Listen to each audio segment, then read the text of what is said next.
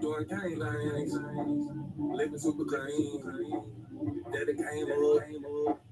Can't control us. One time for the men doing cane things. Dead fresh to the T, living super clean. 3 times for my foes that came up. 4 times for the man can't control us. One time for the men doing cane things. Dead fresh to the T, living super clean. 3 times for my foes that came up. 4 times for the man can't control us. Look at you, you done came up now. Get it how you live, it's the game up now. Ain't messing with yoga, but get the flame up. Hey, used to be Toby, but got your name back now.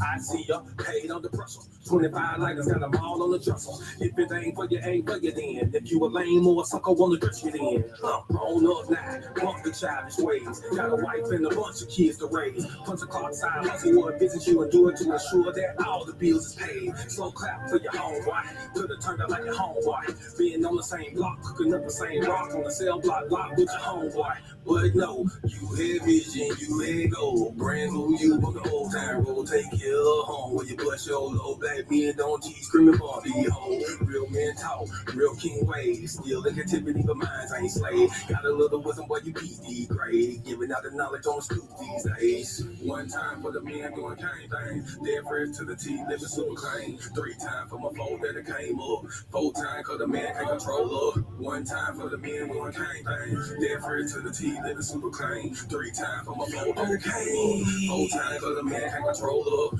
One time for the folk that moved up. Even if you had a slow start screwed up. Used to gang bang, got home and brewed up. Had a little plan, I had to blew up. Look at you like a man right now. Dressed to the T, smelling like a grand right now. And you ain't got nothing from a hand out now. Just faking hard work, gets it planned out now. You could have took a bunch of dusty roads. The hand dealt with a bunch of cars to fold. You stay hot while the world is freezing cold. The same plot, but the story's never old. Slow clap for your kinfolk. Could have been asking what your info. Prosecutor could be trying to do you in for the 2020 twins, so you passing out the info. But no, you had purpose, you had plans. I ain't doing nothing, I'ma say these fans won't impress y'all, don't need no fans. That ain't my God, who is that man? It's real men talk, real king ways. Still in captivity, but minds ain't slave. Got a little wisdom, what you keep these grades. Giving out the knowledge on the stoop these days. One time for the men doing cane things. Dead fresh to the T, living super clean. 3 times for my foe that came up. 4 times cause the man can't control up. One time for the men doing cane things. Dead fresh to the T, living super clean. 3 times for my foe that came up. 4 times cause the man can't control up. Yeah, real man. Yeah, doing gang things. Living super clean. Daddy came up. One time for my king doing king things. On this whole cause he got a good thing. I submit and I cook and I clean and I never hold back on that rock. I'ma let it rain. Make me honest, I got a ring. All praise to the most high, let it sing. A real man ain't boasting up a cane. And I ain't going nowhere, this is not a game. Look at you, girl, you lonely right now. Settle like a bones instead of in the most high. He provide and protect, so he get our respect. And he leading us aboard when them chariots fly. I don't really think you hear me though. You can't cross this bridge on some billy goats. Let them save you in the end like a Seminole. Biggest help me, shout let the silly go. One time for the men doing cane things. Dead fresh to the T, living super clean. 3 times for my foe that came up. 4 times cause the man can't control up.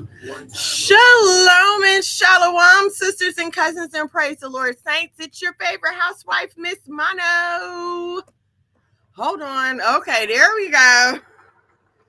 She is cooking with fire today. Shalom and shalom to everyone. I hope you all are having a good evening, enjoying this wonderful Thursday. If you're on the IG, Facebook, YouTube, thank you for joining me this evening. You could have been anywhere on this worldwide internet, but you are here with me, and I appreciate that.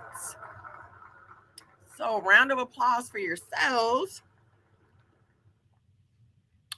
We have a few good things we're going to get into today. Shalom, Yanika. Thank you for joining me. Yamaya. Shalom and shalom, sis. Few things we want to get into today. First of all, we are going to talk about the fade in the water. I know it's been given a lot of names. my personal favorite, Fade in the Water. I think that's what we're going to go with here at the House of Mono. These are available. If you like to, support the House of Mono, get your commemorative t-shirt. Go ahead and slide in the DMs of myself or my husband, and one of us will get that for you. Angelina, shalom and shalom, sis. Thank you for joining me today. A lot going on today, y'all, right? So our main topic, a hand in your own destruction. We're definitely going to get into that. I'm gonna, share some thoughts on the Fade in Water, of course. And then we are going to talk about the Georgia family who is suing. Check that on real quick. Make sure it's on. What do you mean? Oh, what's that? I had it low. No, it's on dark. It's on real tech. What do you mean? Oh, Lord. Sorry, y'all. Mic check 1, 2. Is that better? Okay, awesome. All right, my bad, you guys. I'm so sorry. I'm not good at this stuff. I'm sorry. I didn't even know. But shout out to the hardest working, most wonderful husband in Israel. I don't care what y'all say. Monologue McGad, ladies and gentlemen. I could not do any of this without him. What it is, ladies and gentlemen, just want y'all to know, man, that Monologue and Miss Mono, the duo, coming back here soon, man, starting next week. So we about to go in. No, I'm talking about, yeah, man, we starting back, getting it in. Buddy show next week? No, I ain't talking about on Thursday. I'm just talking about period. One day next week. Okay, yeah, y'all heard that. Okay. Listen, let me tell you something. Good men are underrated, okay? And I love mine. Yes, good black man. Okay. All right, so Brianna, shalom and shalom. Shaka, Malaka, shalom and shalom. How y'all doing? Okay, we're going to get to the story about the Georgia family whose baby was decapitated. That is going to tie into our main topic. So overrated. Let me tell you something. Let's get into this. Let's go into Fade in the Water. We're gonna get into that. Yamaya, shalom and shalom, sis. This man been so busy, right? He with F3 and even after that, he's been so busy. So I'm just thankful that he can make the time to come and join me. All right, so I don't really I think we've all discussed all the talking points of Fade in the Water, right? It was a beautiful moment in Black history. A monumentous occasion in Black culture, if you will. As with anything, you're going to have detractors. And I'm a firm believer of family business being family business. And what I mean by that is, even if you feel like maybe that situation could have some kind of way, I can't imagine how you feel that way. But even if you feel that this situation could have been handled differently, like that needs to be among us. Okay. That needs to be the conversation you have at your house with your mama and them. That does not need to be the conversation that we are having in public. Okay. We are trying to have a moment of unity here. Okay. And you have others of us who are trying to totally undo that. And what makes it so bad is that there are people who are who more likely resemble the assaulters, the people who did the assaulting that day. Even their long lost cousins and relatives are saying that they're wrong. We need to get it together as a people. One band, one sound. I mean, we can't even go out here on the same message. So watch who you hang with, y'all. Watch who you hang with, because I'm just, if it was me, okay, and I'm out with you, and you let these people jump on me, and you didn't do anything at all, "Oh, baby, I never wanna see you again, and as a matter of fact, when I get up from this, Imma come looking for you. Cause how dare you?" So, please, watch who y'all calling y'all friends out here, cause everybody ain't got that spirit in them like that. Everybody's not gon they will just leave you there to get beat down while they on the phone calling the police or something, and you see what the police did when they got there? They're just standing around like, "Hey, stop, y'all. Cut that out. Quit. That looks like it hurt." And let me just say this, I ain't see no chair, so that's all Imma say about that. Okay, free unk. Okay? No, all shade. So no shade, but I don't wanna be around nobody that's gonna let me get my behind whipped. All shade. I'm gonna say, for me, all shade because no. I never been that kind of person. Like, I've never been that kind of person to just like, "Oh, okay, yeah, sure, go ahead, beat up on my friend." And I would never expect anybody that considers themselves my friend to let that happen to me. Um, Again, it was a beautiful moment for Black people, and I hope we can keep this momentum going as far as unifying around one of us when we see something happening. So I'm proud to be a Negro in today. Okay, right? What chair? We Black people don't even like chairs. We we don't even like to sit in chairs. Haven't y'all been keeping us standing this whole time? I mean, what chairs? No, I agree, and that's how I feel about it too. That's what I'm on too. I ain't seen no chair. Y'all over here tripping. All right, so I wanted to talk to y'all about something a little bit today. I don't know if how closely you follow 3MG on Facebook or F3 on Facebook. Um, but there's a sister in the community who is in need of some financial assistance.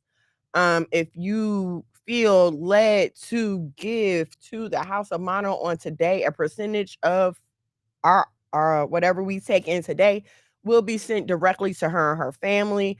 Um, she is a single mom with 5 kids, okay? I did reach out to her.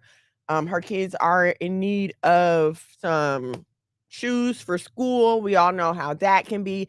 And of course, she's in need of housing, but let's not forget the daily essentials, food, hygiene products, those things that we need regardless of where we are.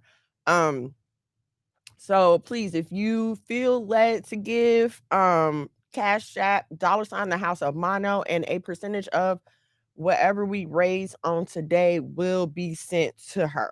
Okay. All right. So, I wanted to try to get a clip together. Oh, yes, I'm sorry. I just in case I did not mention, this sister is in the truth. Okay. She is a Sabbath keeping, commandment keeper, all that good stuff. In fact, yeah, she is. That's the only one but yeah. Okay. So this let's talk about the incident here in Georgia. Um, and for those of you who don't know about it, I didn't want to I was trying to find a clip that maybe wasn't so graphic, but it's kind of hard because this is a graphic situation. So I do want to issue a trigger warning. Um, this does include the loss of an infant, um, our pregnancy, loss of a child. So trigger warning for that. Uh, please, okay. I want to be sensitive to my sisters and cousins. So if this is going to be something hard for you to hear, I totally understand. I get it. All right. Um, and it ties into our main topic, and I'll get into it. But just in case you aren't familiar with the story, there was a family here, a Black family in Georgia, who went to give birth July July the 9th. She went into labor, if I remember the date correctly.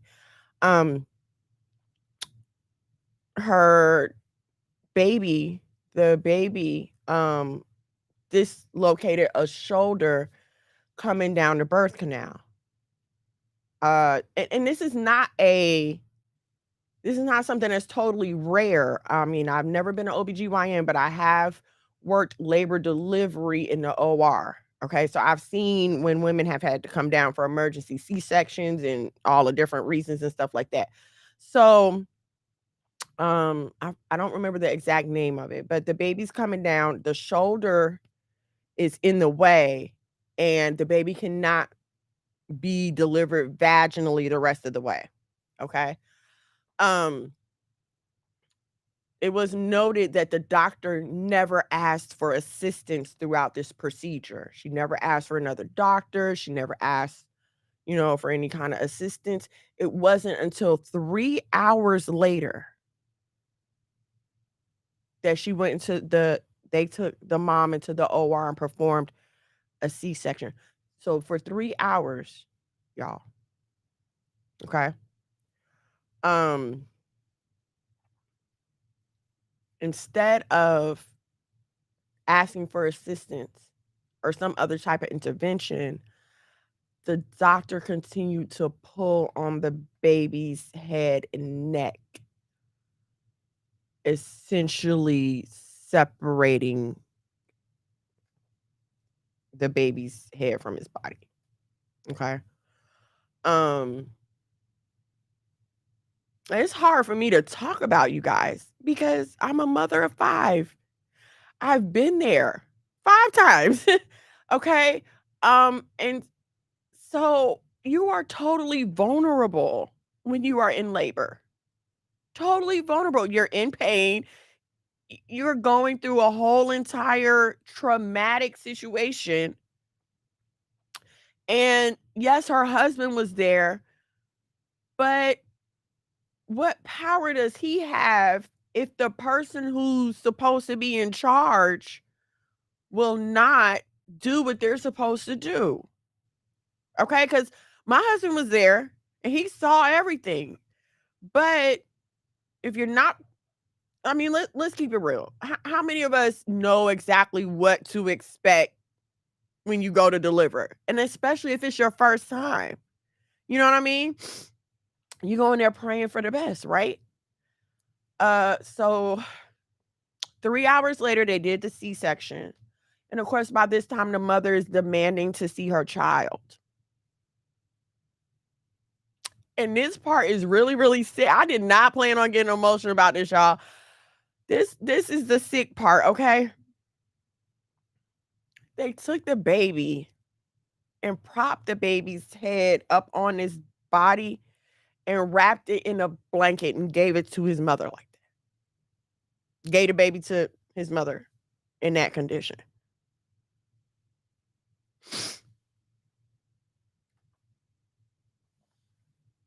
I mean, how do you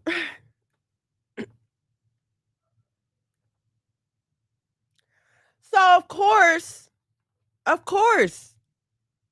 protect black mothers. Like, why does this keep happening to black women? Why do we have such a hard time getting adequate health care, right? Of course. Yes, that's what we're all screaming. But then, and I'm gonna show y'all this just in case y'all don't believe me.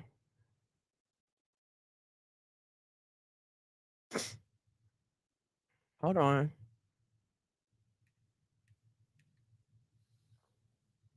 I want to find this picture.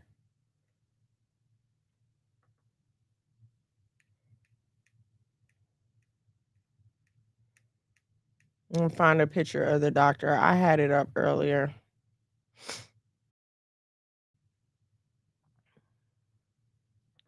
Hold on, Georgia. Mm,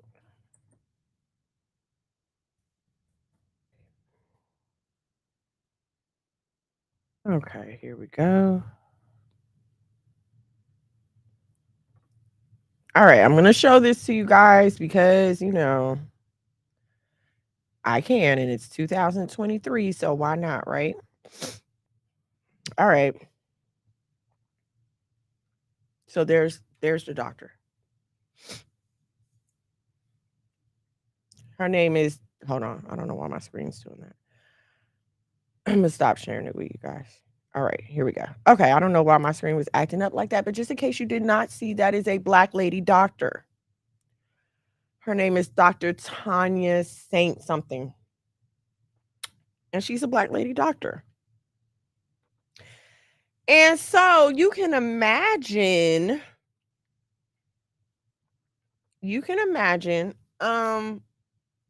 when black women are online screaming, we need better healthcare, we need better healthcare.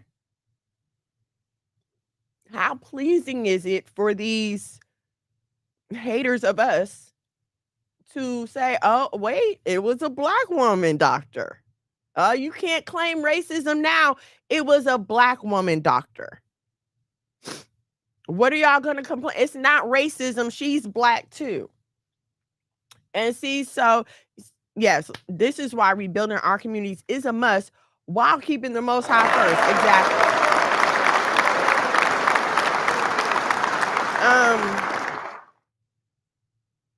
So yeah, so of course they're having a field day with this, right? Because oh look, it's a black one. You can't say it was racially motivated now because it's another black woman. And so let me say this, and I know we've heard this before, but I hope it hits home. All skin folk ain't kin folk. If we as Bible readers, Bible believers, those of us who claim to know the truth of the Bible, if we know anything, we know that our people have a history of separation, a history of discord, a history of siding with the oppressor and uh feeling superior to your brothers and sisters who choose not to. Um And so you have to understand that certain black people, once they have accomplished, so we talk about class superseding race. We talk about how black people get to a certain point in life and they're no longer black. They're now middle class. You know what I'm saying? They're now upper class. They're now this, they're not that. And let's not even get into the black women that are pledging to these sororities and to these organizations who now identify themselves as Greek. I don't care how you put it. You are identifying yourself as Greek. That's no different than me walking around here identifying myself as a white woman. It's not true. It's quite insulting.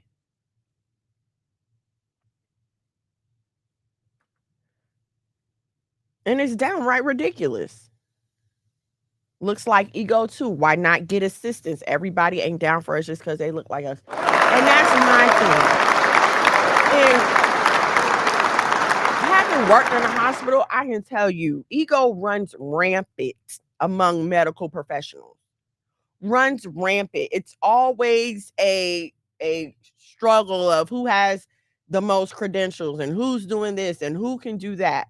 I mean, it is a problem. Like if you've ever worked in a hospital, then maybe you've had a similar experience, but it is a problem. And okay, because that's a whole nother topic, right? That's a whole nother topic because it's making us all look bad. This is making all of us as black women look bad. Let's see. Once they get to a point, they forget where they come from. Absolutely, they are not of us anymore. Peace and blessings, divinely. Shalom and shalom. Thank you for joining me. Hold on, y'all.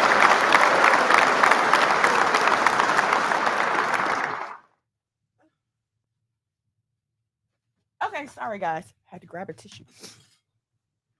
Um, so again, just because they have brown skin and you know our hair, it doesn't mean that they have what I like to call the soul of black folk. Um, they don't readily identify with us. And the fact of the matter is, we have to start understanding it. And it's so sad to say, but there are some white skinned people who will take up for you more than some of your own brothers and sisters. And I know this is super scary, especially for my sisters and cousins who are going through childbirth, pregnancy, and labor and delivery. Because um, for so long, the cry has been find a black doctor. You know, you get the best care from black doctors, but now, sadly, a black doctor has provided the world with an example of a black doctor mistreating a black woman. So now what? And coming off of the fade in the water, coming off of this was supposed to be such a great moment for us. You know what I mean? We're all unity, unity, unity. And then the worst kind of atrocity, the worst, the taking of a black child, the violating of a black woman. Black people joining Greek fraternities never sits, it never, and it should not. And it should not. Because what you have to understand is those people are pledging to a totally different God now. They they have to think totally different when they agree to go along with this stuff. You know how, like, you hear all the stories in the military, how they take people and break them down and build them back up. That's the same thing they do in these sororities. I'm just talking about sororities because we're women here and that's what we're talking about. But same thing with the fraternities. They break you down and build you up, but what are they building you into is what you need to be asking yourself. What are they building you into? And I'm gonna tell you that this doctor right here is not a great example. Yeah, right. Kwam Yasharala, please, because I can't take this no more. These doctors, this doctor here is not a great example of that. And so this I had my topic picked before this happened. Okay. I already knew I was gonna talk about what part we as black women play in our current situation. I already knew I was going to talk about that, but this was just like a prime example of what I'm, ready to discuss. You see, like people like Candace Owens, right? Who I tend to disagree with her, and I'm going to tell you why I tend to disagree with her. I tend to disagree with her because she wants to just dissolve history. Like, we're supposed to act like none of this ever happened and our current situation is totally our fault. And only if we would learn how to read, write, and do math. You know what I'm saying? Like, that's how ridiculous our arguments sound. Um, and so I'm gonna say this. We have to acknowledge our past. S- Starting with, let's go all the way back to the fact that if our ancestors, us, however you want to look at it, would have been keeping the law, we would not be here where we are right now. Even if you read in Deuteronomy, the Most High is not short with his words on how serious he takes his covenant with his people. And he says that, like, this is for you and your generations forever. And if you do this, I will do that. But if you don't do this, then this will happen to you. Very clear on that. Okay. And so if we start from there, derision. Thank you. See, I love articulate people. Thank you. Derision. Trying to make erase history. That's how I feel about her. Um, and so if we start from there and look at our progression. Look at any time we as Black women are represented through history. And let me just say this, okay? When I speak about Black women, you leaving? Okay, love you. Be safe. Um, when I direct my commentary towards Black women, I want you to understand it is for a few reasons. Because I saw a comment, um, a lady was discussing the Black women at the Montgomery event, and she was getting like bashed for it. They were like, "Oh, this is not a time to divide between Black men and Black women." No, nobody's trying to divide. That's not what we're doing here. But yeah, we are not the same. Okay. So we have to discuss these women's issues from a woman's point of view to get, the full potential, to get all the meat off the bone. You know what I'm saying? So when I'm directing my comments towards women, that's because that's who I've been directed to talk to. I have not been directed to address men. Strictly forbidden per the Bible and my husband. So, you know what I'm saying? I'm addressing women. Okay. So please, I just want to be clear about that. Um, okay. Just was reading Deuteronomy today. When has the Lord ever been a liar? Hello. Was not and is not. Made himself perfectly clear multiple times. Throughout, I mean, how many times can you say a thing? How many different ways can you reiterate the thing? Because the Bible also contains practical examples of how we're to carry out. So, what more could he have done? You know what I'm saying? Like, share, subscribe if you're on the YouTube at Monologue McGad, MONOLOG, MAGAD, Facebook, wherever you are. Like, share, subscribe, turn on your notifications if you like what we got going on here at the House of Mono and would like to donate. Cash App, $ the House of Mono. All right, so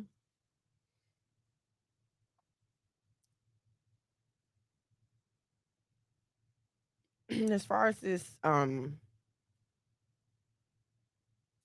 thing we're discussing here,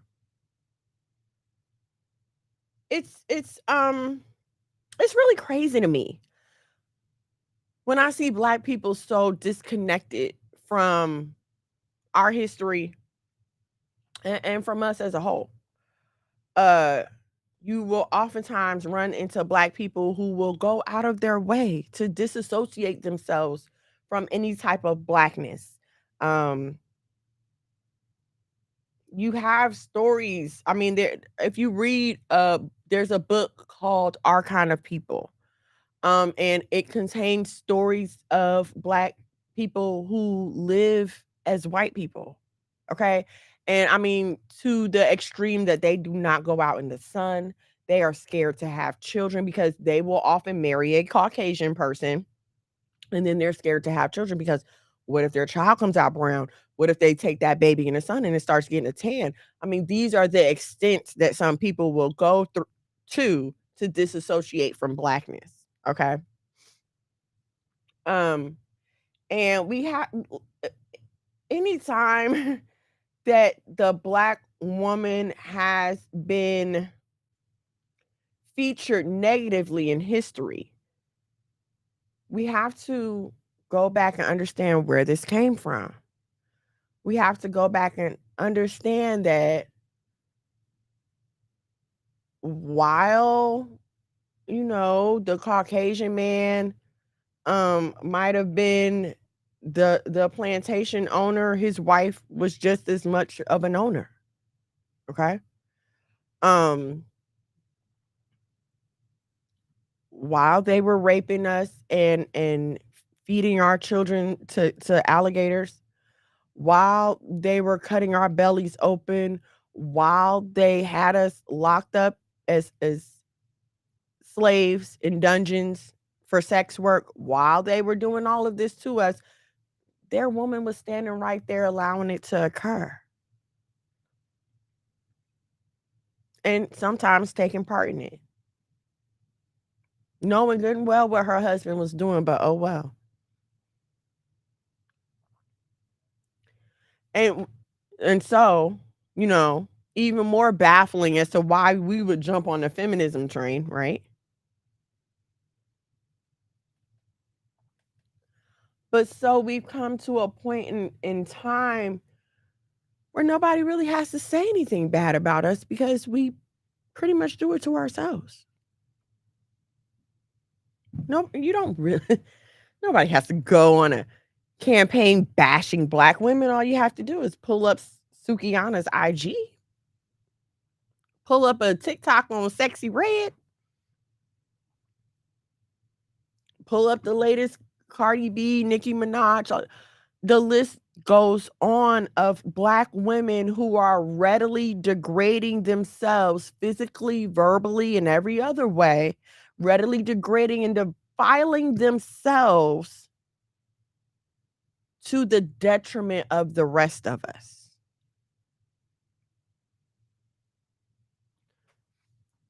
King Connect, Shalom and Shalom. Thank you for joining me because they'll pick a few. They always talk about this. They'll pick a few, right? Whether you want to call it the talented 10th or whatever. They'll pick a few and they'll put them on the pedestal and they'll give them all the lights and the cameras. I don't know if you guys remember, but back in the early 2000s, on YouTube, when they started breaking down all the symbolism in the industry videos, they did a deep dive on Beyonce. And they talked about how in her Dangerously in Love video, it was basically walking through the process of fame and selling your soul. And so they talk about the scene where she's standing there and all the lights are flashing and all the girls are mimicking her. And this was supposed to symbolize one of the rewards for her sin, right?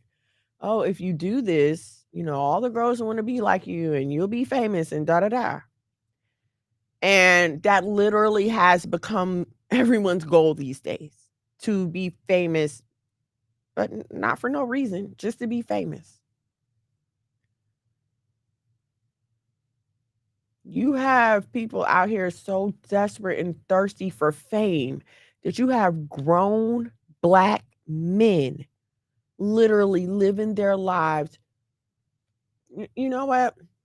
No, I'm not gonna say that. Here's why I'm not gonna say they live as women, because these niggas is walking around with full beards, cuz full beards and a bust down, 6-inch nails, heavy makeup.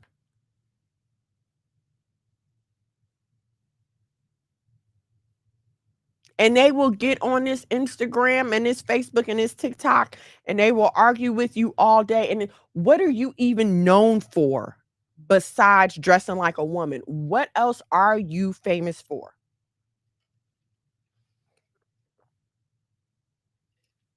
But who's making them famous? Because we know it's not heterosexual black men. So who's making them famous? Who's sitting right there with them kiki and laughing it up and recording it all? It's us. It's us. Us is we is us. It's us.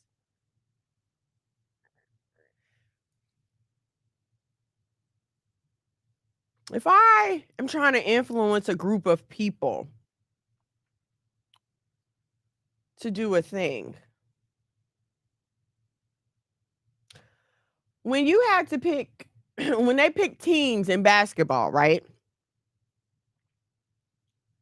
There was sometimes there's a like great team that you want to be on, and then there's the other person you're like, please, I don't want to be on a team.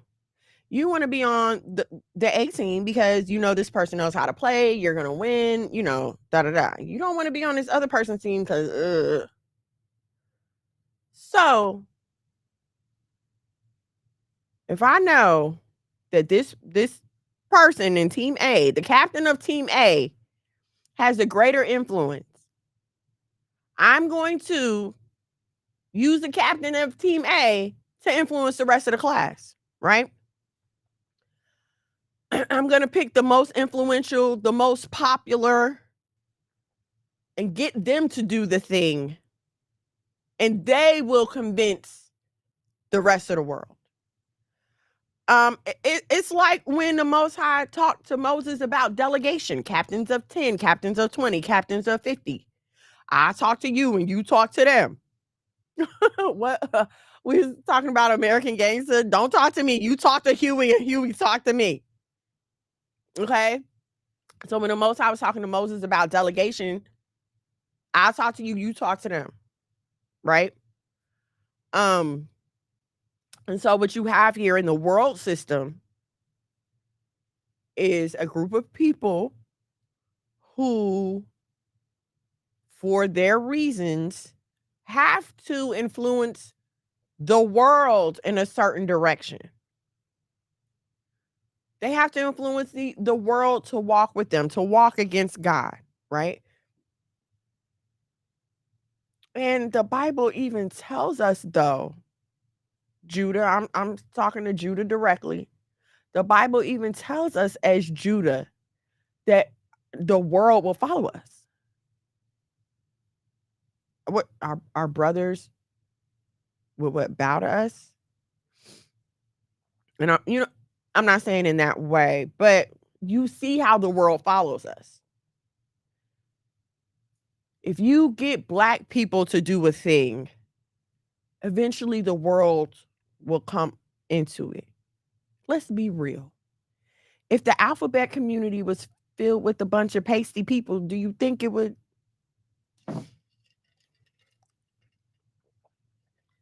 Funky? Because why do they need us to co-sign everything?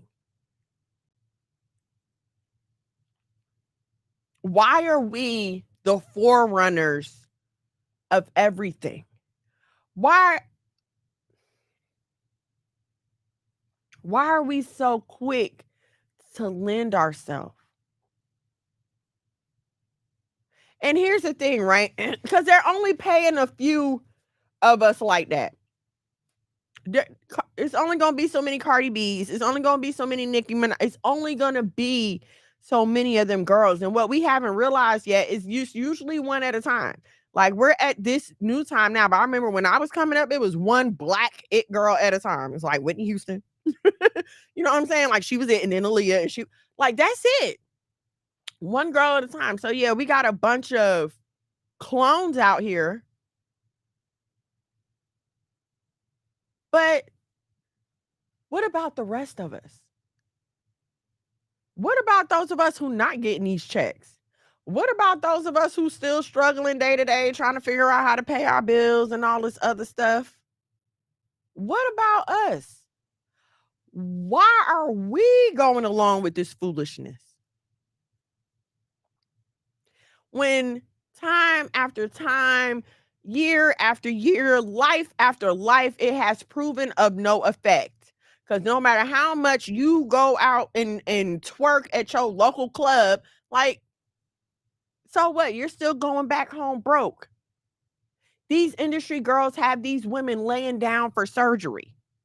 Life threatening. Y'all don't understand how life threatening a BBL is.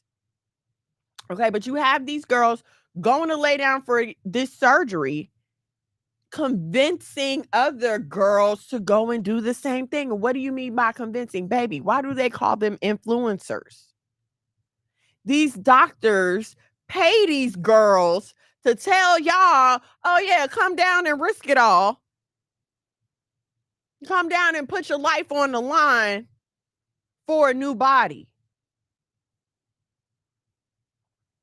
I don't know if y'all seen Love and Hip Hop Atlanta, but Spice is recovering from emergency surgery after a BBL. And I wish I could show y'all the clip, but they got me once. They won't get me again. So if you can just go back and watch Monday's episode, and even if you don't want to watch it, just fast forward to the part where Spice is in the doctor's office, okay? Because they have her take off her shirt to do an exam. I don't know if y'all have ever seen a scar from emergency surgery, but they literally cut you from under your breast to your belly button. And the scar that she has left is an ugly one. And this is not me bashing, but I'm not going to act like she didn't do it to herself. This was a preventable injury. I mean, she almost died. Okay? She almost died going through that. But still to this day, it's like once you set the wheel in motion, you can't stop it. Once you agree to become a part of the monster, the beast, you can't stop it. So she went through all that and influenced all these girls to following these steps. And now she all messed up. And the irony of the situation is she went in to get her body done and came out with this ugly, ugly scar. And you can't see the scar from the outside, right? From the outside, it looks like she had a successful surgery. So when you start to take them clothes off,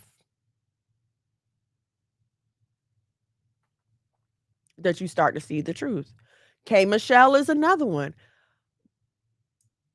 But she's still going. K. Michelle is still having surgeries. Every time you see her, she look different. A lot of these women suffer from mental illness. A lot of these women suffer from body dysmorphia, chronic, desperately low self-esteem. And they're using this fake beauty and this money to prop them up to make them feel good about themselves. And that version of them that's built up off surgery and makeup and money is what they're presenting to the world and telling other Black women, this is how you get to be happy. Because look at me, I'm so happy. I'm on TV and I'm rich and I got this and I got that. And don't you want to be like me? This is how you be like me. Risking it all to slut yourself out. They ain't risking it all to get married or none of that.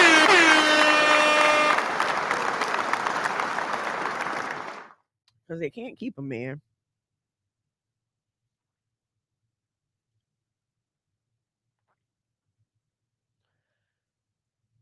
And so, if you're a young Black girl, and let's keep it real. You're a young Black girl lost. You come from a single parent home. You don't have a strong example of male leadership. Hell, you don't have a strong example of female leadership. These are the examples that you have to go to. And I'm not saying that there's not, it's crazy how long K. Michelle's been going through these surgeries. So yes, for years, because she had the initial surgery. And I remember when she was talking about having to get everything removed and she went through that whole long thing. But now, what was she on lately? Marriage boot camp. She done changed skin colors and everything. Y'all not gonna tell me these people not bleaching their skin. Ain't that much light, ain't that much makeup. No, pimp, no, no, you're not about to tell me that. I love Cat Williams.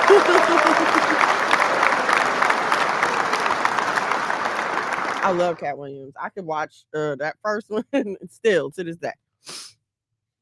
Like, share, subscribe on the YouTube, on Facebook, wherever you are.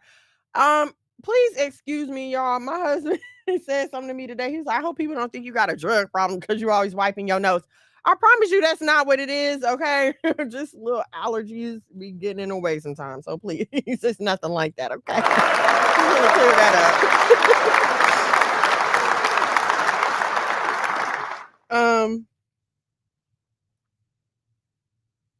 And so how do we not say that this is partly our fault?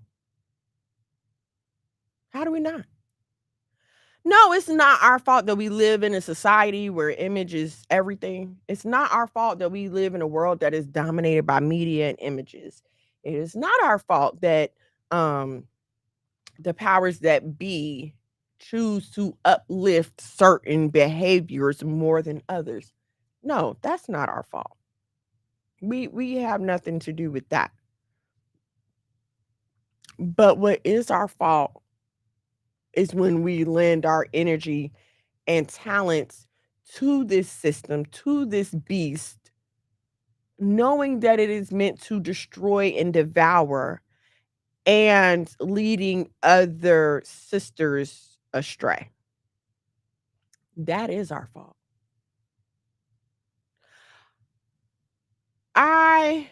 They say the gifts of God are without, well, no, not they say, it's in the Bible. The gifts of God are without repentance, right?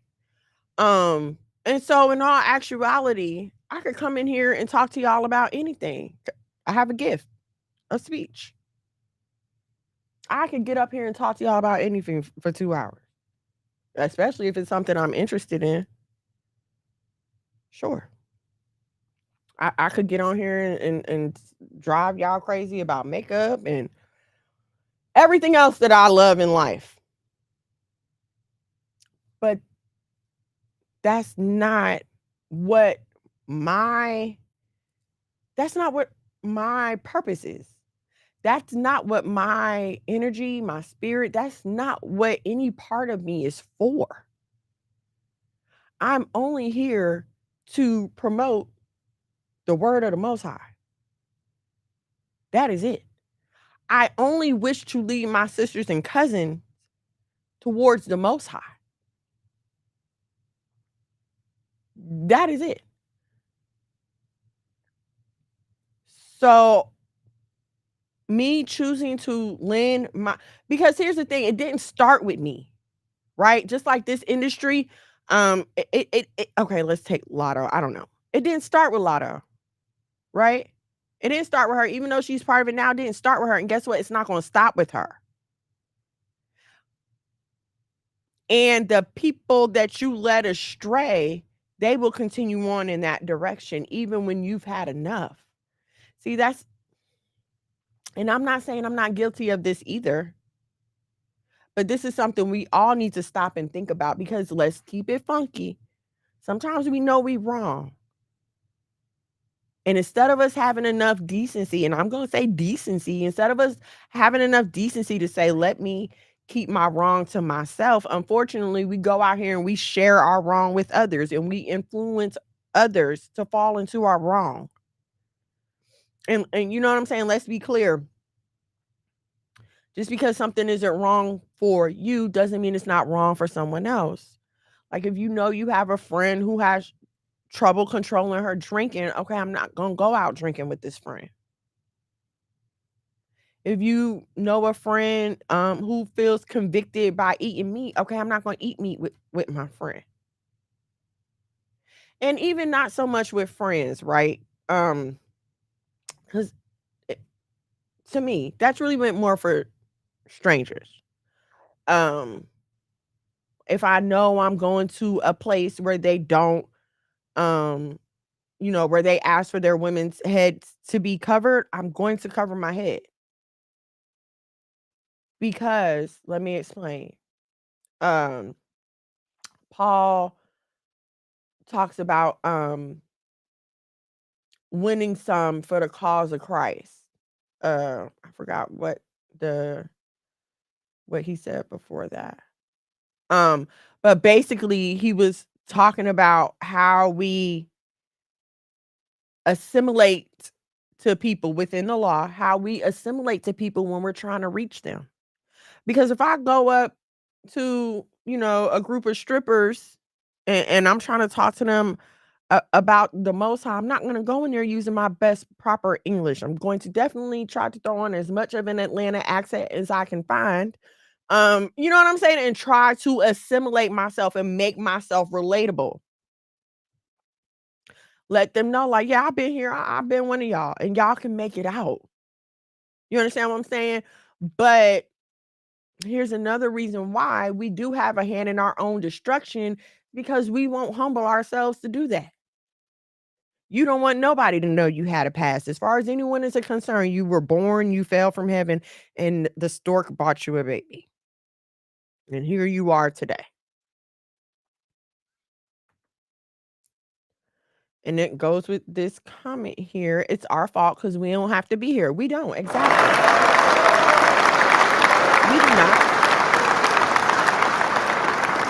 But we won't humble ourselves, right?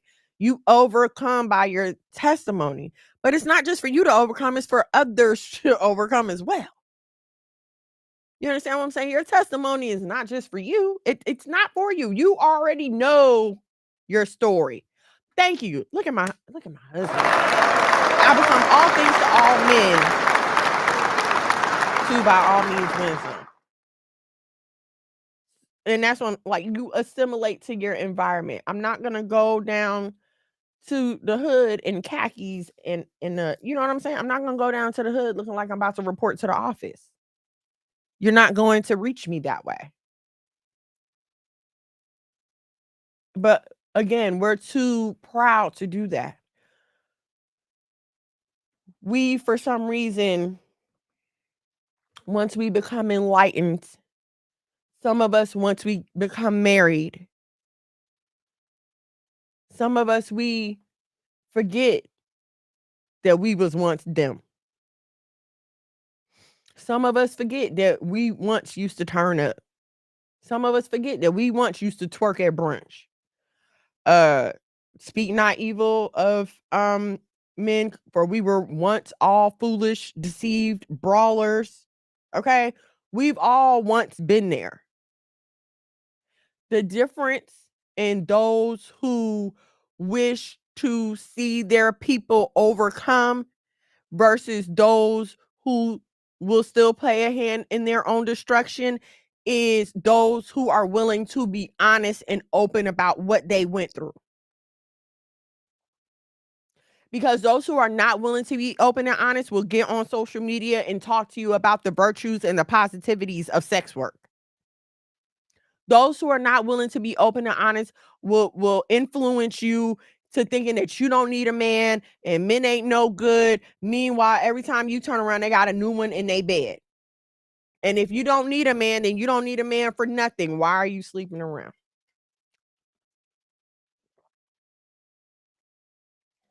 A lot of babies from women who claim they don't need a man. Just saying. For though I be free from all men, yet have I made myself a servant unto all that I may gain more. All praises.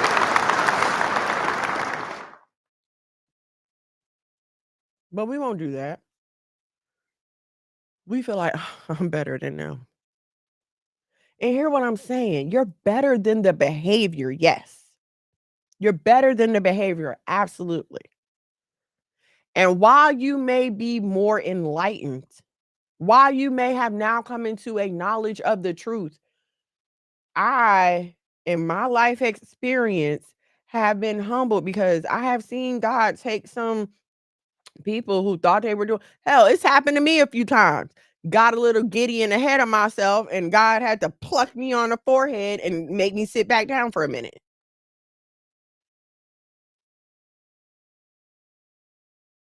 But we won't be honest with ourselves. We don't want to do the work. And so this is a problem because one thing I have noticed when we get in these public arenas and try to have these conversations with Black women, there is an endless list of excuses as to why it's not our fault. And that is not what I'm here to provide. Let's be clear about that. I fully believe that we have to take accountability for our actions at this point, and even the actions of those who came before us. Does the Bible not tell us to repent for the sins of our ancestors as well?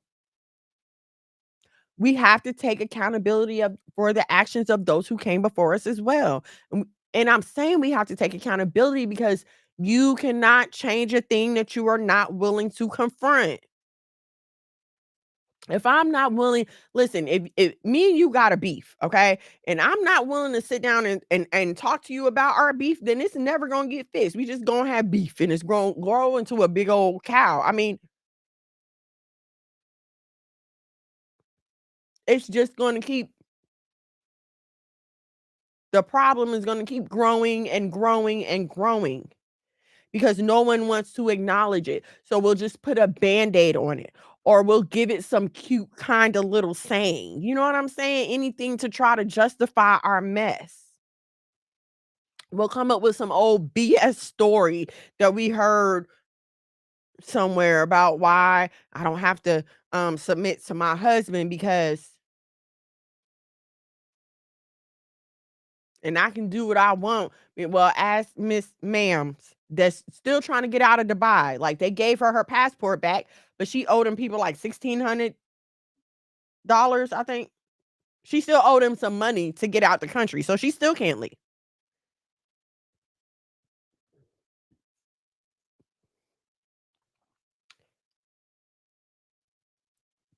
I mean, I don't know if you all have ever had an issue in your body and you just ignored it and ignored it and ignored it and it got worse and it got worse and it got worse to the point where you was stricken down somewhere and had no ability to you were in the true definition of an emergency, which means you have no choice in your actions.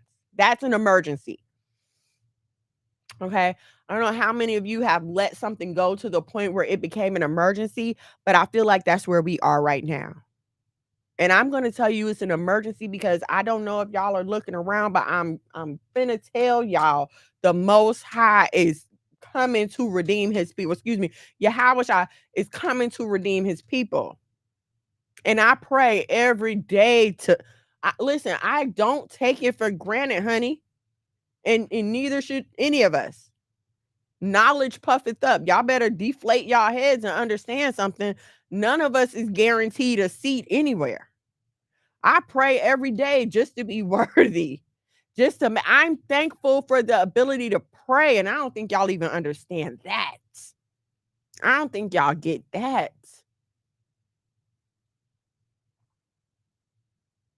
And so what I'm noticing here is while we have black men getting themselves together, lining themselves up, trying to get their homes straight, we black women are out here wilding out and showing our behinds and constantly seeking to separate ourselves from the black man.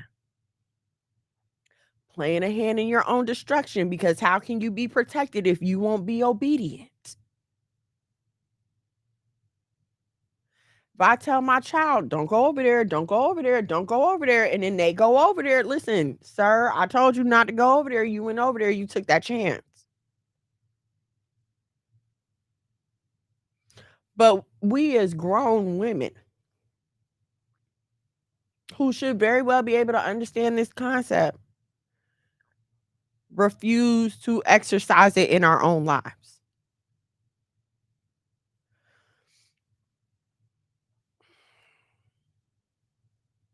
I always say I'm doing better than what I you preaching right there. That is a whole word right there. We won't we won't sit down and listen long enough for anybody to be able to tell us anything because we always have an excuse. I was raised by a single parent. Okay. I was too. There are hundreds and thousands of us that were. Knowing the reason for your shortcoming, the reason for your trigger, the reason for you doing the thing that you would not do, but you find yourself doing anyway. The reason for that is not an excuse to continue doing the thing at all. Okay. Now that you know why you're doing the thing, I'm sorry, you guys. I'm trying to yell at a teenager. Um, Now that I know the reason for doing the thing, that is meant for me to go back and examine this behavior and try to figure out where it came from. That is not for me to put this badge of trauma on my shoulder and wear it as a sign so that when I want to treat people like crap, I can just point to my sign and say, oh, well, this is where I'm treating you like crap. So just deal with it. That's not what that's for. You coming into the truth of the Bible is not for you to put, oh, I'm cursed on a shirt as an excuse for you not to be putting forth your best effort here on earth. It's not an excuse. The daughters of Zion were haughty. Us, our mamas and them. And we the same ones today still making other people rich because we refuse to acknowledge our sin. And again, I do not know what it's like to live with alopecia. My mother has it. So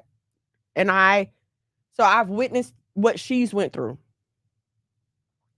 So I'm not, you know what I'm saying? This is not me punching down on anyone with that condition at all. But it's like if you come to me with a runny nose and watery eyes and I see the pollen, am I supposed to act like I don't know that this is from seasonal allergies? I'm supposed to act like I don't know that. That's like me letting you walk around with the beam in your eye. I see you with it. Oh well. And again, a hand in our own destruction. Because you won't even come to the AA meeting. Okay? Forget 12 steps. You won't even come to the meeting and stand up and say, hello, my name is so and so, and I have a problem. You won't go to the Most High and say, dear God, it's me, Margaret, I have a problem. You won't do that. And so, how are you? And we don't understand how each other affects each other. Right. And then here's the thing that I have tended to notice about us. And listen, I'm not saying it's only us, but all I've ever been in life is a Black woman.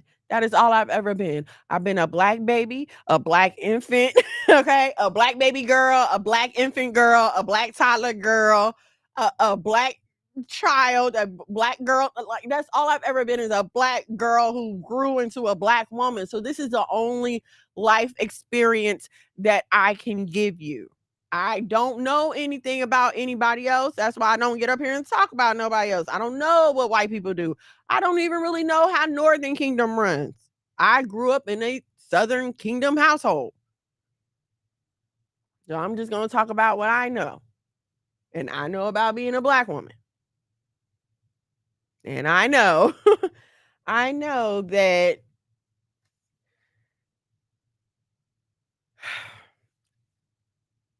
yeah, I know that if we don't get our stuff together, we're going to get left behind. We're going to get left. And here's the thing. We don't realize that when we fall into these sins and we are leading others into these sins, we are actually siding with our oppressor.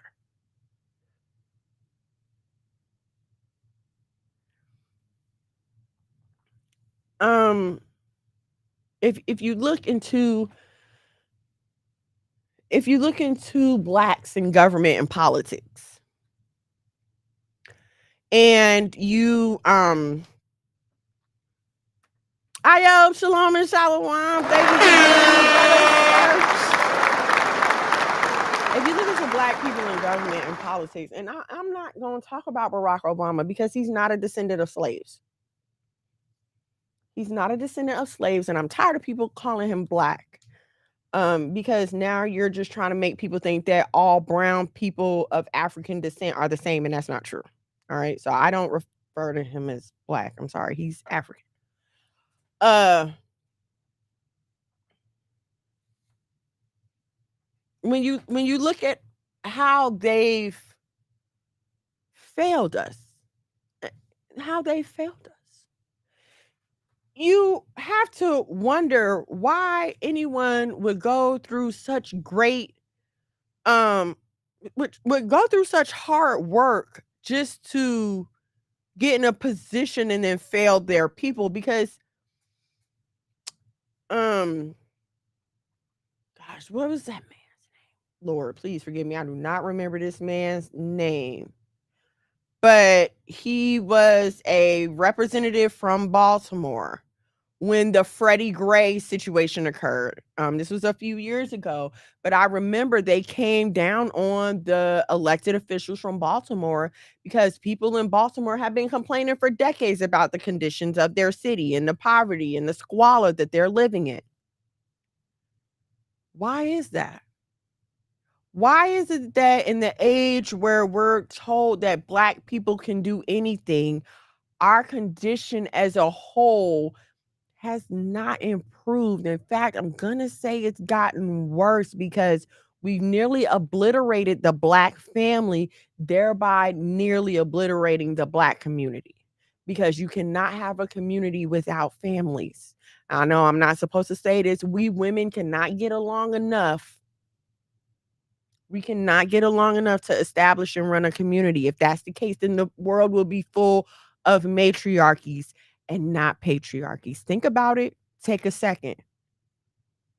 As long as women have been complaining about men, if we had the ability to, would there not be more women ran governments? But we keep letting those who seek to oppress us convince us that we don't need our very start, our very foundation.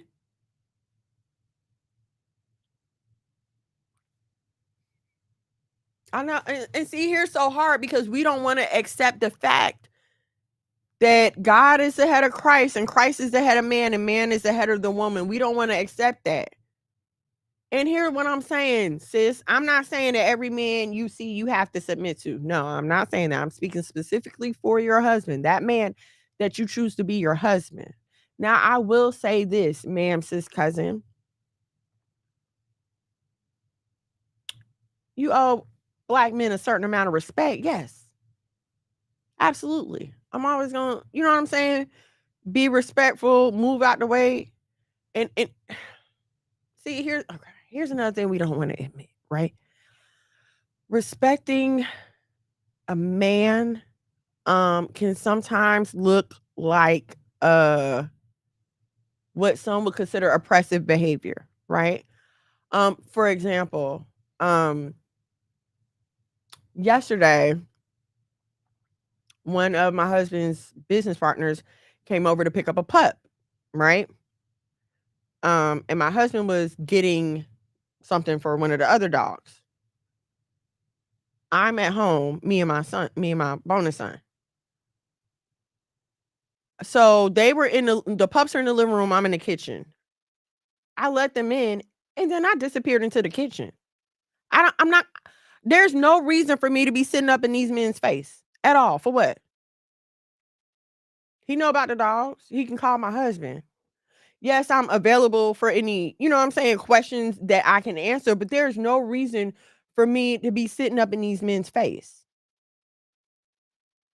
And so many of us have lost that respect for our man, for the men around us, and for ourselves. We don't respect the natural biology of men anymore. And so you just are oblivious of the effect of your presence, which is rather naive, ignorant, and I'm going to be honest with you, unsafe. It's not safe. And so how do we play a hand in our own destruction? I would think that we as Black people would understand that what one of us does affects on all of us. And so when you as a Black woman, proceed to live your life full of hate and disrespect for the Black man, you are now putting a bad taste in this man's mouth toward other Black women. And I'm not saying it's all our fault, but I'm not going to contribute to it. No, it's not my fault that Black women are twerking on the internet every day, but I'm not going to contribute to it. I'm not lending my members to the destruction of my people. I don't know how many of y'all are familiar with Tammy Roman. Um, she started out in basketball. Actually, she started out in the real world back in the 90s. She started out in Real World, then she was on Basketball Wives, and so she's been on a bunch of other shows. Um, but her issue she's always had body issues. Like, when she was on a Real World, she got her jaw wired shut so that she wouldn't eat, and she was already skinny then, okay? But so if you look at her now, she's, like, gaunt. Like, you can see her I don't find it attractive to look at her. She looks unhealthy, and hear what I'm saying, I'm not bashing her, okay? Um, but she looks unhealthy is what I'm going to say. And there was a picture of her, and first of all, she didn't look like herself. She did not look like herself at all, okay? And but you have people on the comments saying, "Yo, I'm worried about you. I'm concerned about you. I hope you're okay." And then here come people say, "She has body dysmorphia. Leave her alone." So and I see somebody with a problem. I see you have a problem. But I'm not supposed to act like you have this problem?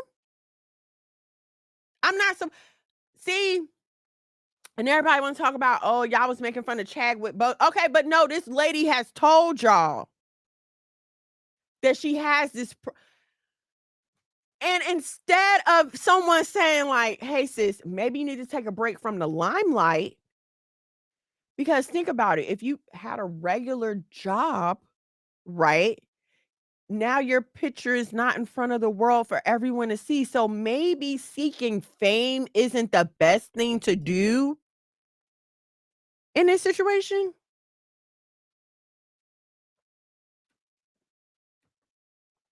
And but I always say this too. I don't know what kind of checks they looking at.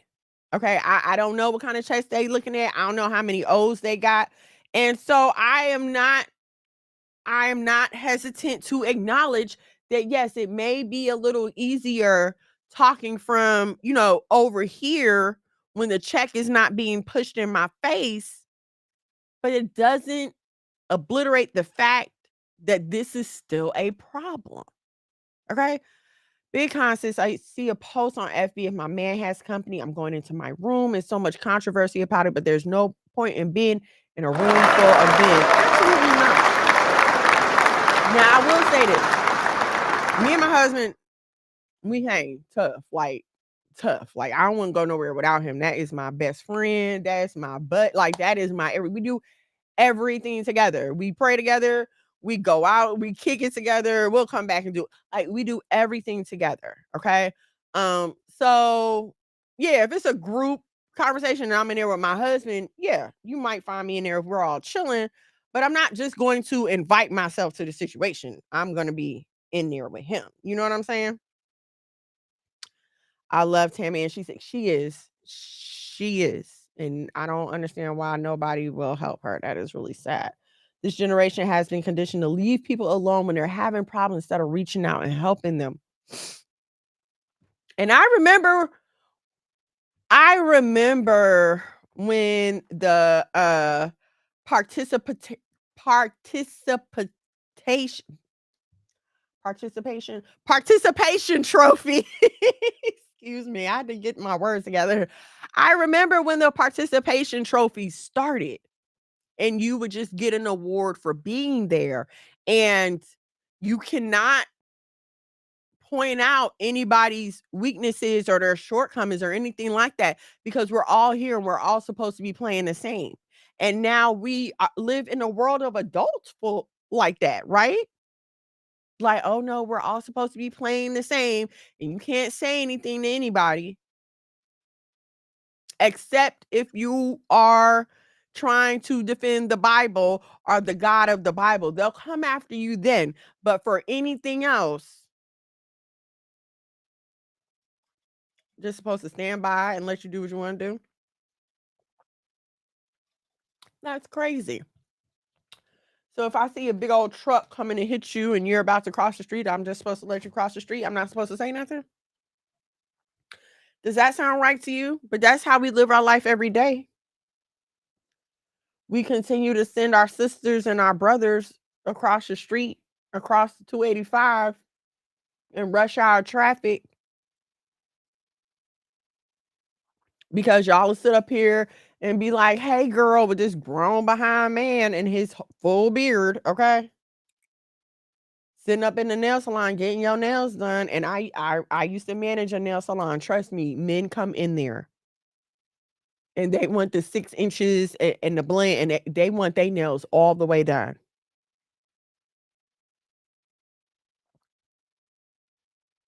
And we keep doing it. If we as Black women would pull out of anything, it would freaking collapse. If we would stop lending our energy to these fashion labels, they would collapse. The only reason Black people mess with fashion the way they do is because of rappers influencing other people to do it. If it wasn't for Little Kim, it'd be Christian Lacroix who?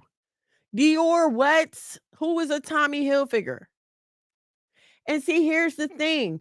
Ralph Lauren and Tommy Hilfiger will pay these rappers to wear their clothes and promote them.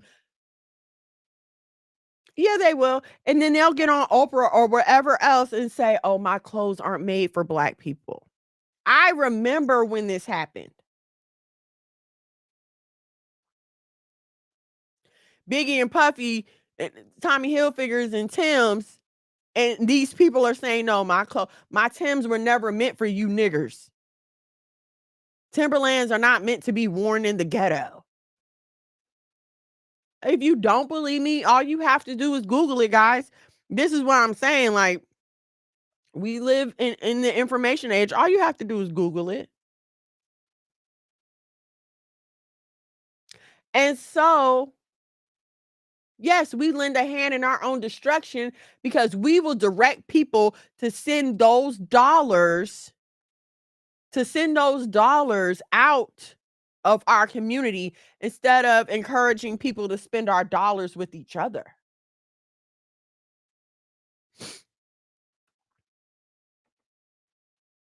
Let's say, this Israelite business ain't doing nails for no money. I know that's right, sis. I know that's right.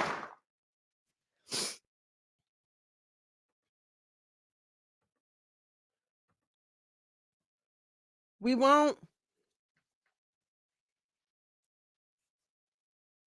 we won't root our children in the truth. Here's what we have to understand. We're the mothers. We're the nurturers. Our kids spend more time with us, they're supposed to, than they do with anyone else. It's up to we're the ones that are supposed to instill things. Like, I okay, because I'm blessed enough to be able to homeschool, um, I have the ability to every day study the Bible with my boys. Every day we go into the Bible. Every day we're reviewing the laws. Like, every day we're praying every day. And so it's already in them. And then they go and talk to their dad, and now he can build upon what we've been learning, but it's my job as the mother to teach them. Now, if I wanted to play a hand in my own destruction, I would not teach them. I would not teach them because why? It gets hard. It's hard doing freaking homeschool. Some days I don't want to do it. Sometimes I run out of patience. There's a reason I never want. I don't think I ever wanted to be a teacher, and now I know why. There's a reason. I couldn't imagine dealing with 20 or 30. Oh my gosh, like the 2 is enough. Okay, I could not imagine dealing with a whole classroom of kids. Okay, but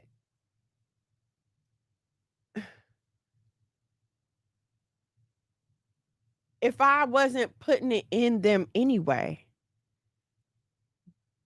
there would be that would never come out of them naturally for their father to build upon. It wouldn't be part of their conversation if I didn't put it in them.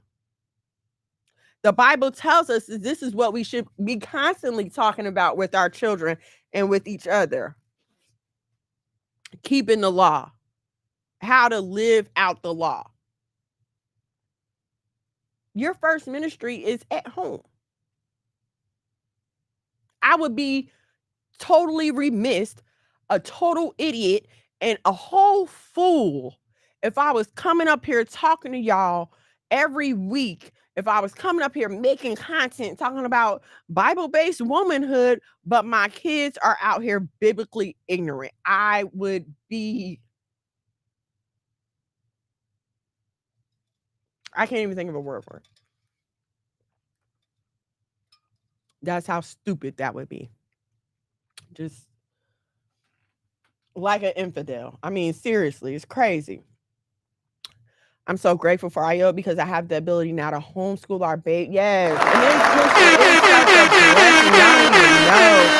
And the more you give them, the more they want. Like these kids want to know about God. They want to know the Bible. They want to know the truth. So it is such a blessing. Listen, I said it earlier and I say it again. It's hard to find. So listen, salute to all the men that's out here making a way for their wives to stay home and homeschool. Y'all do not get us praise. So listen, thank y'all. On behalf of us, thank y'all. For real. It gets real instead. Listen, they don't even know, okay? They don't know the half of being a stay-at-home mom. Because you're not just a stay-at-home mom, you are also a stay-at-home wife. Okay? Look, that's a whole nother show right there. Y'all think y'all know, but y'all have no idea. One day I'm gonna take you behind the music, okay? You're gonna see what's going on. um, but so yes, so look, if I don't raise my sons in the law, right, and raise them in the Bible, um, when they get older, Yahweh, I mean, we all have to go. I hope that me and my husband live very long and healthy and prosperous lives. And, Yahweh forbid he have to leave here before me. How am I supposed to expect my sons to understand that, okay, now it's kind of your job to fill in for the protector role when your dad's not here? How am I going to teach them that if I'm not teaching them the Bible? And how am I going to expect them to live that if I'm not giving them the conviction to live it out? I mean, I can say anything, but if you're not teaching your child any kind of fear or reverence of anyone or anything, because if you're not teaching them to fear God, then why should they fear you? And by fear, I mean respect. I don't mean be scared of. I mean respect, revere, and obey. Because what's the consequences for not listening to me? I'm gonna tell y'all right now, I'm what some of y'all would call a gentle parent. Physical discipline is like the last resort, in my house. And I know Black people don't like to hear that. Physical discipline is the last resort. I talk to my children the way that I wish someone would have talked to me. We're gonna be quiet, we're gonna be calm, we're gonna work it out. Okay, now Lying is an automatic no, but my kids also understand that lying is breaking the law of God. So they understand that there's consequences beyond mommy and daddy for lying, okay? They understand that honoring your parents is the law of God. So there are consequences beyond mommy and daddy for not honoring your parents. But so if I wanted to play a part in my own destruction, I wouldn't tell them any of this. I would wake them up, send them to school for America to put their programming into them, to put their humanism, their individualism, their absence of community. I would send them to America's school so they can get all that double speak and all that nonsense and then come home and treat me any kind of way. If I wanted to play a part in my own destruction. If I wanted to play a part in my own destruction, then I wouldn't be here talking to y'all right now. I'd be out somewhere. It's 9:30 on a Thursday night. It's lit somewhere. Tell me I'm lying. I don't think I am. It is lit somewhere right now. Right, we trying to leave legacies that follow the Most High. Exactly, all the way down to the great parents. Listen, as far as I'm concerned, like from my sons, and I'm only saying my sons because my daughters were older when we came into truth. Um, so they weren't born into it. And Paxton, he was like 2 or 3 when we came into the truth. So he, you know what I mean, never was got the grasp of church or whatever. But so from my sons on down, like I want every descendant to be born into the truth. I don't ever want to have to go back and redo this. Never. So that is my prayer that every one of my descendants be born into the truth. Definitely. I'm sorry, y'all. I'm trying to get these comments right. That's right. I need your. Oh, he sound like my husband. And I love it. That is a beautiful thing. But you sound like Mr. Mono right now. You can't be gone. What I'm gonna do? Oh, Lord, listen. I was managing that nail salon for a few months, and I wasn't here every day. When I tell you, the house was like, it was crazy. It was crazy. He was like, "Nah, you got to come back." So I get it, and I love it. I love it. I want to see more of it. Okay. So listen, the easiest way for a black woman to take a part in her own destruction to ensure that I love y'all. The easiest way for a black woman to take, well, there are 2 ways. 2 of the easiest ways. You're gonna destroy your heads. You're gonna destroy your heads. You're gonna be disobedient to your heads. What do you mean? Well, if you're married, you have a husband. That is your head. You have Christ and you have God. Yep, I know. That's a lot, right? And it you probably feeling like, "Oh, that's not fair. What about the man? Who does he have to answer to? Christ and God."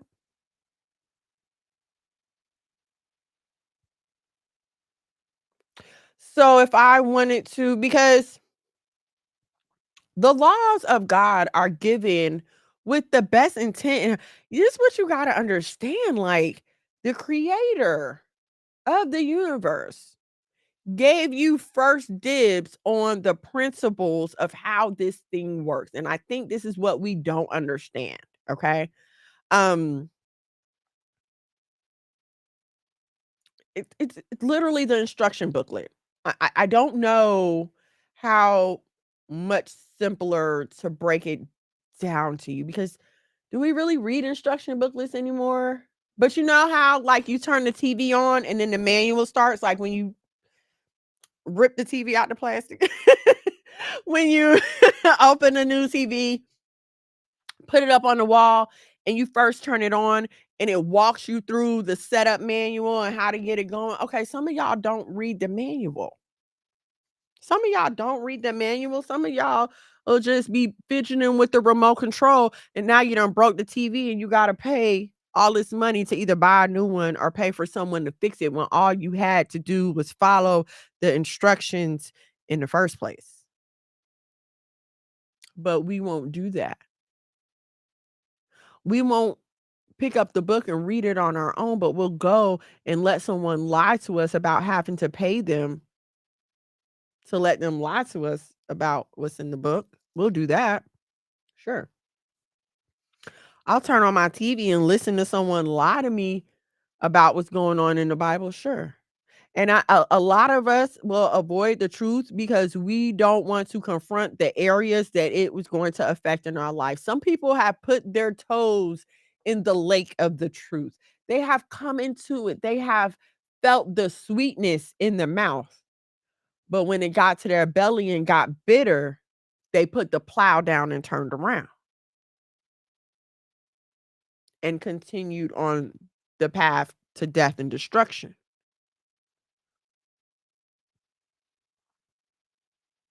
Some of y'all say y'all wanna get married and y'all want a good black man, and I need me a good black man. I want me a strong man. Yes, protect, provide, but when it gets bitter in your belly,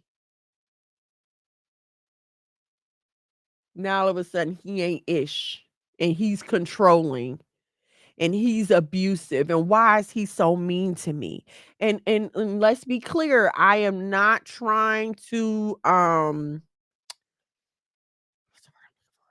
not compromise, but I'm not trying to like make light of any abusive situations. That's not what I'm saying. But there's a clear, distinct, and very big gap between a man being the head of his household and a man abusing you. And because y'all not used to anybody saying anything that's not complimentary or flattering to you, because all you've been around is women all your life, and if a woman says something crazy to you, you immediately go on the defense. So because you have not learned how to live with a man, how to deal with a man, how to communicate with the man, anytime a man says anything to you besides, "Oh, you're so pretty and I love you and can I feed you?" you it's up and it's stuck. You throwing a hat in the air and waiting for everybody to, and that's not right. That is not right at all. That is the quickest way. Buying a exactly, buying a straw man. That's what you wanna do. 'Cause you don't care. The man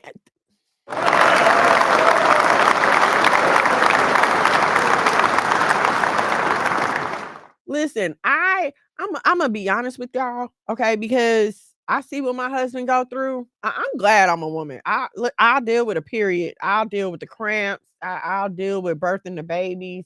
I'll deal with that. I'm glad to be a woman, okay? Because not only do my man gotta deal with stuff here, he gotta go out in the world and deal with stuff. I don't have to deal with worldly stuff.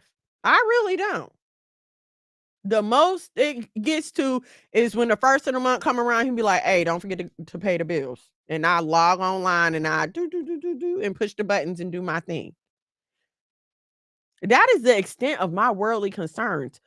All of my other concerns have to deal with my household and my children. I don't have to worry about a boss. I don't have to nobody's expecting me to be anywhere at any time besides my husband. Like nobody's putting any pressure on me. I don't have to listen to nobody else's crap. I don't gotta deal with nobody else's attitude. And guess what? When it gets to be too much for me, I go in my room and turn on TV and take a nap, honey.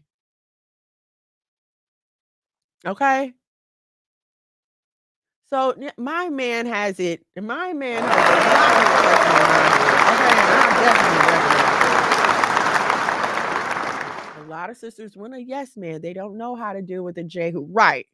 They want to why do I want to say Ahab? Jezebel's husband. That's who they want. That's who they want. Listen, and Ahab, right? I was right.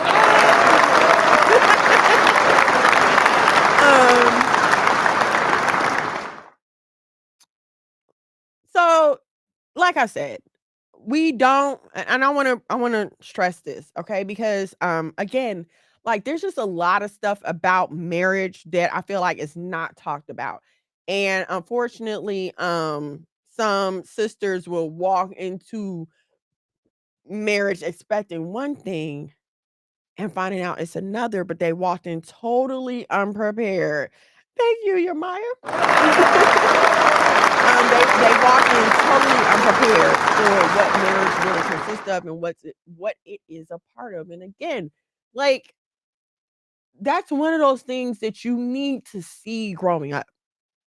You need to see it to know how it is. Because I get if you're not used to having a man in your house at the head of your house, then yes, the behavior can seem controlling. Um, but I honestly feel like in my experience, right, when you see a white husband leading his family and his wife. Oh, he's such a good father and he's such a good husband. And look at him. He's so loving and he's leading his family as Christ led the church. But when you see a black man do it, he's so aggressive and controlling. What's wrong with him? And so I'm begging my sisters to let's be more aware of how we are viewing our men. Okay? Because we've all, we all like to watch TV. I love a good TV show. I know y'all do too. And so let's be aware of the fact that this system, this mechanism, this machine has formed our thoughts regarding not just ourselves, but our men and our children. If you're constantly shown images of destructive black men, abusive black men, almost anything a black man does that is not complimentary or not flattering, you're going to be able to configure that into this negative imagery in your mind, right? Why are you being so aggressive? Why are you talking to me like that? Kenya Moore is a good one for this. If you've ever watched her on Real Housewives of Atlanta, anytime a black man says something to her she doesn't like, why is he being so aggressive? Why is he being so disrespectful? And I'm gonna be honest with y'all, sometimes it's not unwarranted. But what you can't do is think that you're gonna talk to a man any kind of way, treat a man any kind of way, and then still expect him to raise up and be your protector and your provider when you feel like it's convenient for him to be. Protecting you is not just standing in front of you, you know, to catch a bullet. Protecting you is not just getting up when you hear a weird noise in the house. Protecting you is sometimes saying, "Hey, boo, I don't feel comfortable with you hanging with sis like that. I don't really think you should be talking to her. I don't like her spirit. Hey, boo, I don't really think you should go right now. No, I'm not feeling that. Why don't we do?" You know what I'm saying? It's different aspects of your life. When your husband want to call for prayer and fasting, and you so busy being rebellious. You can't control me. I'm the spiritual head of this household. And believe it or not, there are black women in the Christian church today that believe that they are the spiritual head of their household. I've never heard anything more crazy in my life because why would you be a man? Why would you be with a man who cannot lead you spiritually and walk you through the Bible? And that's what I be saying about y'all single sisters. Y'all need to get into these men's doctrine and theology. Find out what they believe, because first of all, that's what you're going to have to live under. And I've said this to y'all before. I listen. I need a man that I know can get a prayer through. All right. I need a man that I know is keeping these laws to the best of his ability. And when he speaks to the Lord, God will be like, "Excuse me, I hear my son talking. Just a minute, my son needs me. Hold on." That's the kind of man I want. I have. And that's the kind of man I want for y'all. Seriously. Ain't nobody like my black man. Hello, even when he corrects me, and he will. I gotta take that. He does it because he loves me.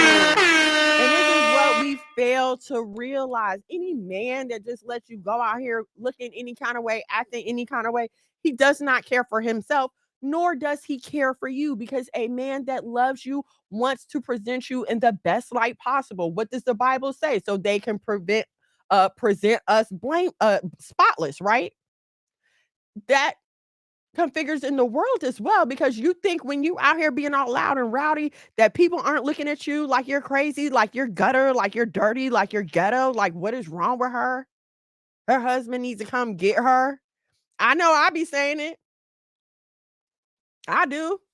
Like, child, where is your man? Why are you living like this? This is so ghetto. And see, that's the stuff that we need to be elitist about. We don't need to be elitist about incomes. We don't need to be gatekeeping careers, um, training, spiritual life advice. Like, we don't need the stuff that we need to gatekeep. We don't. The stuff that we need to be protective about. We don't. We do not. We just leave it all. Nobody cares because you don't care. Spiritual head is the dumbest thing I've ever. Oh yes, girl, it's a thing. They will tell you they are the spiritual head. They have the stronger connection and stronger relationship with God. So then why would you marry? I've never understood that. That's like you're bringing a knife to a gunfight. That's bringing a plastic knife to a gunfight. It makes no sense. And again, it to your own destruction and detriment.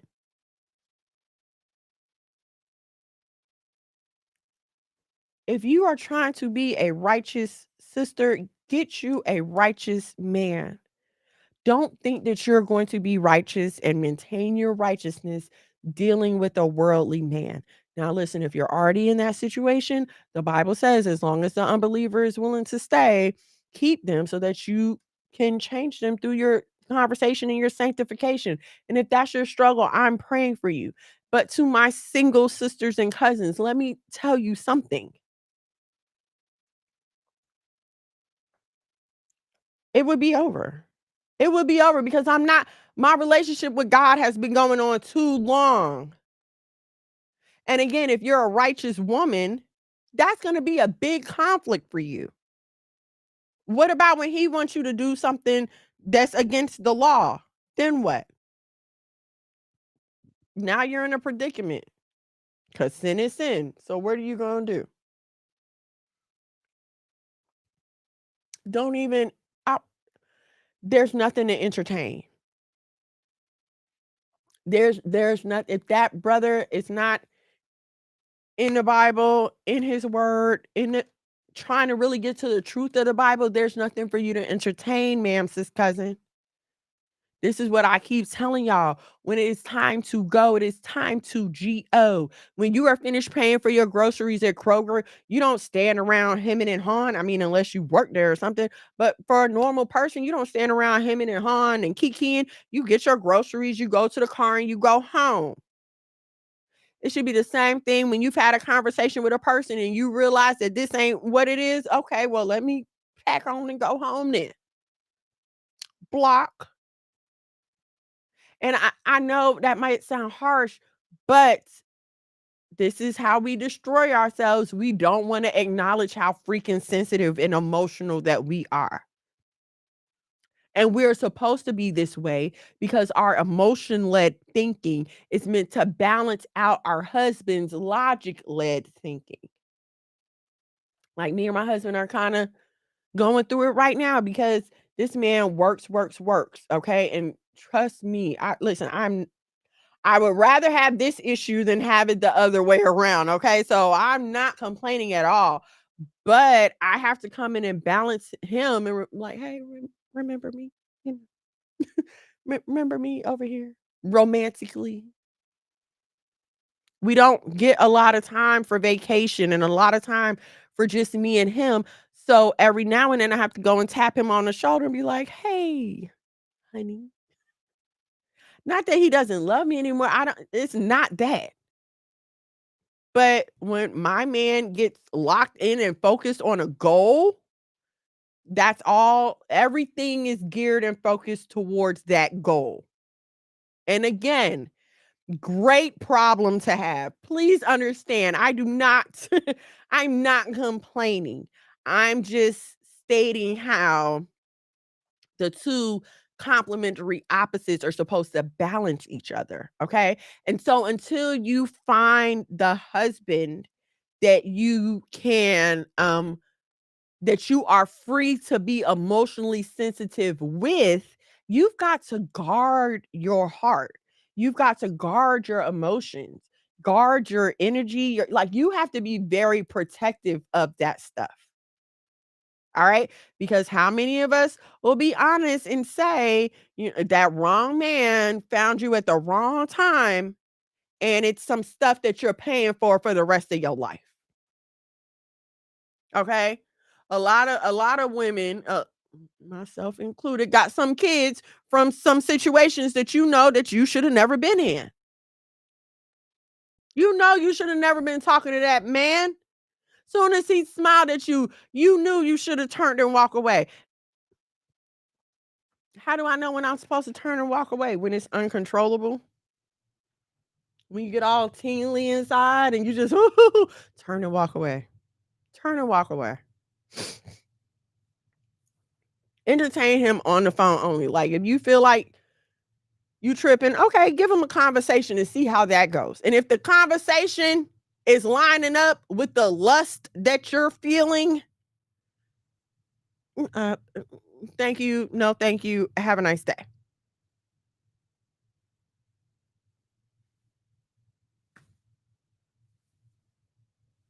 I'm just being honest with you because if we want to change, we have to be honest. Y'all got to start keeping it real with yourselves. Listen, I wish that I could walk around with all of y'all and be like, no, don't do that. No, no, but you got to have your own discernment. You got to have your own discernment and you have to be strong enough, aware enough, responsible enough, love yourself enough to know when it is time to go.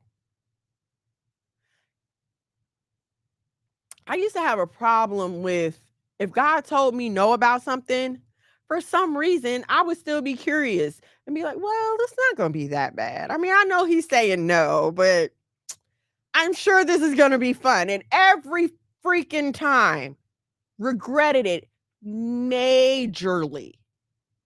So please, one of the goals that we have here at the House of Mono is to stop y'all from making some of these same mistakes that we have made. And so listen to me, please, ma'am, sis, cousin. I know you might be in love and you might be infatuated and he might seem like everything, but if his fruits are not reflective of a man who has a relationship with God, who is a commandment keeper, a Sabbath observer, if his fruit do not line up with that, nothing else matters.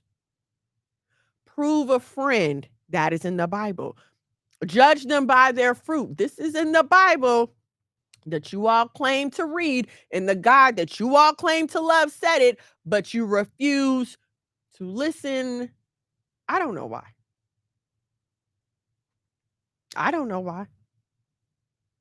Next time I'm going to run as fast as you can and don't look back. Every time. Every single time. And let's not act like the Most High don't be speaking to us. He speaks to us differently. For me, I hear his voice. For some of y'all, he may send signs and confirmations. However, the Most High is dealing with you. He's made it perfectly clear that for you not to be dealing with this man, but you go on anyway because he make you feel good. And then what you do, you start sleeping with him. Lord, please help me. But he told you to leave him alone in the first place because he knew that this would happen. We run around doing stuff like this, but then we get mad at our kids when they touch the hot iron. But you do the same thing. You do the same thing.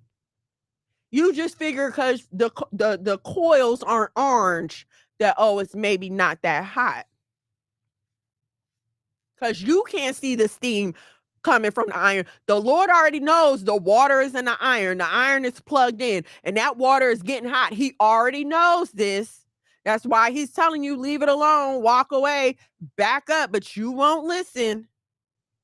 And so now here you are getting burnt.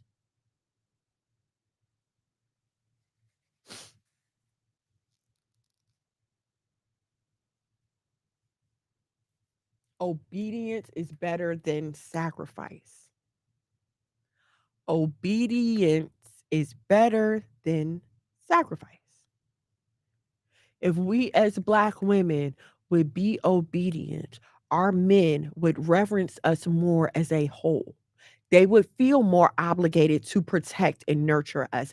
But because we insist on getting out in society and making a fool of the Most High and of our Black men, because you judge a nation of people based on how their women act. So if our women are out here acting like tramps and skeezers and prostitutes, what do you expect the world to think of our men? And also our God. Because we Black folks love to claim to be godly, right? We're such a God-fearing Christian people, right? How does our behavior reflect on our God?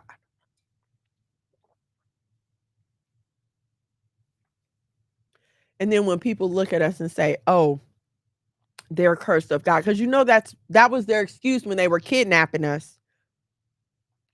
They're cursed of their God anyway. It doesn't matter. And so when people are using that as their excuse to destroy us, it's our own fault. We don't reverence God. We don't have no respect for God. Why should anyone else? We don't fear our God, so why should you? Through our sins and our actions, we have displayed to the world, because even when our foolishness, our God is merciful, right? So here we are living, breathing, some of us healthy, while we're out here committing the very acts of sin. So just think about how you feel when these rap artists get on stage for their awards and they're talking about thanking God. The first thing you're thinking is, what God you talking about? Because my God don't condone this kind of behavior. Well, how do you think that the rest of the world is looking at us when we get up here, act a fool, twerk in public, popping our coochies and doing everything else, every demoralized, debased, nasty, scandalous thing that we can think to do? How do you think the rest of the world is looking at us and judging our God?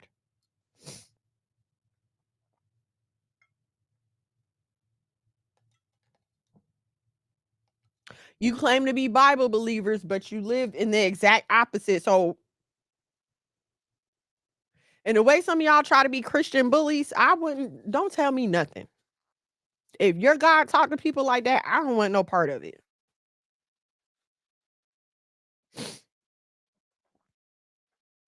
All right, y'all. Thank y'all so much.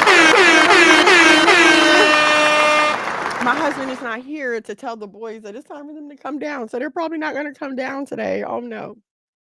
Listen, don't forget to go to iTunes and pre-order the album Let the OG Talk. My husband is actually on a press run right now. He's doing an interview right now. That's why he's not here. So please go head to iTunes and pre-order the album Let the OG Talk. I fell for the foolery and was loving it, enjoyed it till the pain started becoming reality. I learned the hard way, but I learned. All praise to the Most High. All praises. You know what? You asked for it. I'm gonna try to work on that for you.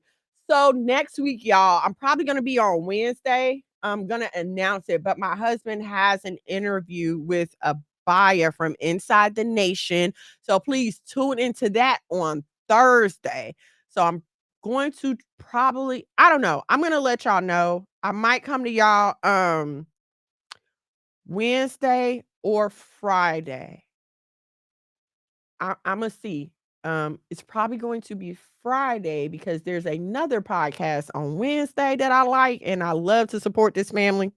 So I probably won't do it on Wednesday. Probably gonna try to do it on Friday.